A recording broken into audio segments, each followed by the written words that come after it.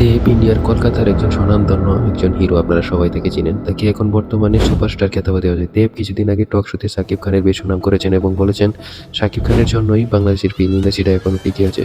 শাকিব খানকে আমার সাথে তার পরিচয় আছে এবং আমার তার সাথে তার কথা হয়েছে। তার জন্য আসলে বাংলাদেশের ফিল্ম ইন্ডাস্ট্রি টিকে রয়েছে। আসলে সে আমাদের ইন্ডাস্ট্রিতেও কাজ করেছে, এখানেও সে ব্যবসা সফল করেছে। আমাদের দর্শকরাও তার মুভি দেখার জন্য অপেক্ষায় থাকে। সেই হিসেবে সে আসলে একজন মেগাস্টার খেতাবপ্রাপ্তই বলা চলে।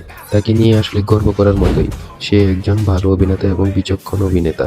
সে যেভাবে নিজেকে আসলে তুলে ধরতেছেন দিনকে দিন, তা আসলে সত্যি তার সুনাম করার মতোই। আমি তাকে নিয়ে গর্বিত এবং গর্ববোধ করি। আমি তার কোনো খারাপ দিক দেখি না। যা করে তার সে ভালো করে।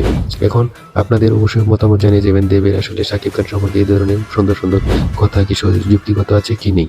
এবং দেব সম্পর্কে বলবেন দেব অবশ্যই একজন ভালো অভিনেতা। সেও ভালো একজন গুণী অভিনেতার কদর করতেই পারে, এটাই স্বাভাবিক, এটাই পসিবল। এবং দেব এবং শাকিব খানের একসাথে মুভি হওয়ার কথা ছিল এবং আছে। আপনারা অবশ্যই কমেন্টে জানাবেন কেমন হবে।